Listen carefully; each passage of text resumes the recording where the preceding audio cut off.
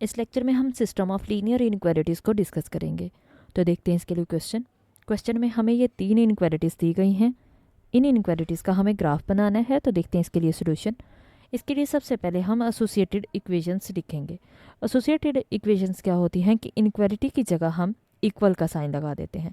जैसे greater than equal था तो हमने इक्वल लगा दिया।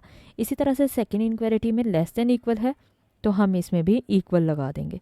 और थर्ड इनक्वालिटी में भी लेस देन इक्वल है तो इसलिए हमने इक्वल साइन लगा दिया। तो ये हमारे पास, इसको हमने 3 इक्वेशंस हैं तो तीनों को 1, 2 और 3 का नाम दे दिया। अब हम इन तीनों इनक्वालिटीज़ के पहले एक्स इंटरसेप्ट फाइंड करेंगे और फिर वाई इंटरसेप्ट। तो एक्स इंटरसेप्ट के लिए हम पुट करेंगे वाई को 0 के इक्वल इक्वेशन 1, 2 और 3 में। तो इक्वेशन 1 में जहाँ पे y आ रहा था वहाँ पे हमने 0 लिख दिया।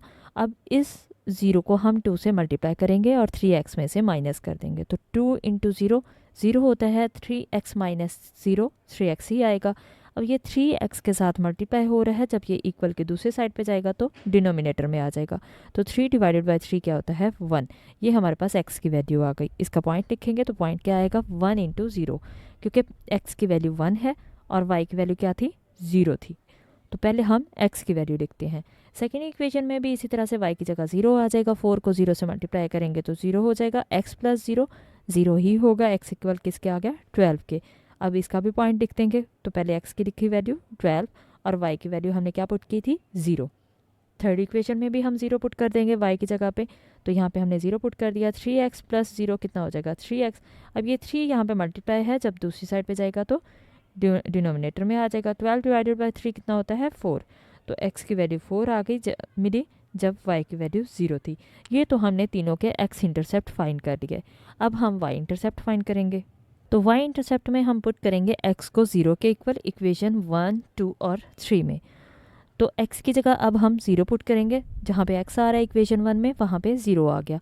3 को 0 से मल्टीप्लाई करेंगे 0 हो जाएगा। 0 minus 2y minus 2y minus 2y के साथ मल्टीप्लाई हो रहा है, जब इक्वल की दूसरी साइड पे जाएगा डिनोमिनेटर में आ जाएगा। और 3 डिवाइडेड बाय माइनस 2 ये हमारे पास y की वैल्यू आ जाएगी।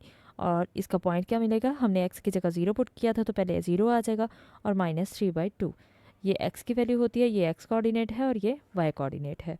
अब सेम हम इसी तरह से दूसरी इक्वेशन में भी x की जगह 0 पुट करेंगे। 0 प्लस 4y ही आएगा। 4 मल्टीप्लाई हो रहा है, इक्वल की दूसरी साइड पे जाएगा तो डिनोमिनेटर में आएगा। 12 डिवाइडेड बाई 4 आंसर कितना आ गया y का 3। पहले x की वैल्यू लिखेंगे पॉइंट के लिए और फिर y की वैल्यू। तो x 0 है हमारे पास और y 3 है। अब थर्ड इक्वेशन में भी x की जगह 0 आ जाएगा। 3 इंटू 0 0 होगा। 0 प्लस 5y आ जाएगा। y इक्वल किसके आ गया 12 के। इसका भी पॉइंट लिख देंगे। तो पॉइंट कैसे लिखेंगे, पहले x की वैल्यू कितनी है 0 है, 0 लिख दी और y की वैल्यू कितनी मिली हमें 12, तो इसलिए हमने 12 लिख दी। अब हम इनके टेस्ट पॉइंट चेक करते हैं। तो टेस्ट पॉइंट के लिए हम हमेशा पुट करते हैं 0, 0। इनक्वालिटी में 0, 0 पुट करेंगे। तो ये हमारे पास फर्स्ट इनक्वालिटी है और याद रहेगा जब टेस्ट पॉइंट चेक करते हैं तो उसके लिए यहाँ पे इनक्वालिटी में इक्वल साइन नहीं लगाते। यानी अगर ग्रेटर दैन इक्वल है तो जस्ट ग्रेटर दैन लगाएंगे और लेस दैन इक्वल है तो जस्ट लेस दैन लगाएंगे। अब हमने x और y की जगह 0, 0 पुट कर दिया। अब इनको मल्टीप्लाई करते हैं। 3 को 0 से मल्टीप्लाई करेंगे 0, 2 को 0 से मल्टीप्लाई करेंगे 0, 0 माइनस 0 0 हो जाएगा। 0 ग्रेटर देन y ये तो पॉसिबल नहीं है क्योंकि 0 छोटा होता है 3 से, सॉरी 0 ग्रेटर देन 3, तो 0 छोटा होता है 3 से, इसलिए ये फॉल्स हो गया। और जब भी फॉल्स आएगा तो हमारे पास हम कह देंगे कि इस इनक्वालिटी का ग्राफ ओरिजिन साइड पे नहीं बनेगा। तो ये हमने बता दिया कि ये ओरिजिन साइड पे नहीं हो सकता। अब हम सेकेंड इनक्वालिटी में भी पुट करेंगे 0, 0। तो यहाँ पे हमारे पास x plus 4y less than 12 है तो x की जगह 0 आ जाएगा और y की जगह भी 0 आ गया। तो 4 इंटू 0 0, 0 प्लस 0 ये 0 हो जाएगा। 0 लेस देन 12 ये ट्रू है क्योंकि 0 छोटा होता है 12 से, तो इसलिए ये ट्रू हो गया। तो जब भी ट्रू होगा हम कह देंगे कि इस इनक्वालिटी का ग्राफ ओरिजिन साइड पे ही बनेगा। अब हम थर्ड इक्वेशन में भी इनक्वालिटी में भी 0, 0 पुट करेंगे। तो x की जगह भी 0, y की जगह भी 0, 3 इंटू 0 0, 0 प्लस 0 0, 0 लेस देन 12 आ जाएगा। तो 0 छोटा है 12 से, ये ट्रू है। ऐसा ही होता है, 0 छोटा होता है 12 से, तो हम कह देंगे कि इस इनक्वालिटी का ग्राफ ओरिजिन साइड पे ही बनेगा। तो देखें हमारे पास जो इनक्वालिटीज़ थी इसमें फर्स्ट इनक्वालिटी फॉल्स है और बाकी दोनों इनक्वालिटीज़ ट्रू हैं। तो इसलिए फर्स्ट के लिए हम पहले ग्राफ बनाएंगे। तो ग्राफ में क्या करेंगे, हमने इन पॉइंट्स को मीट करवा दिया जो हमारे पास फर्स्ट इक्वेशन के अकॉर्डिंग आए थे। अब ये हमारे पास सेकंड इक्वेशन के लिए पॉइंट्स आए हैं, ये दोनों पॉइंट्स, और ये हमारे पास थर्ड इक्वेशन के लिए पॉइंट्स आए हैं।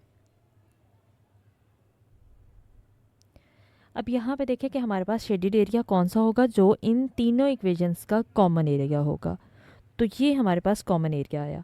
अब ये कॉमन एरिया कैसे होगा, देखिए कि हमने कहा था कि इस इनक्वालिटी में हमने टेस्ट पॉइंट दिया था, तो हमने कहा कि फर्स्ट इक्वेशन का ग्राफ टुवर्ड्स ओरिजिन नहीं होगा क्योंकि वो फॉल्स थी, मतलब इस साइड पे नहीं होगा।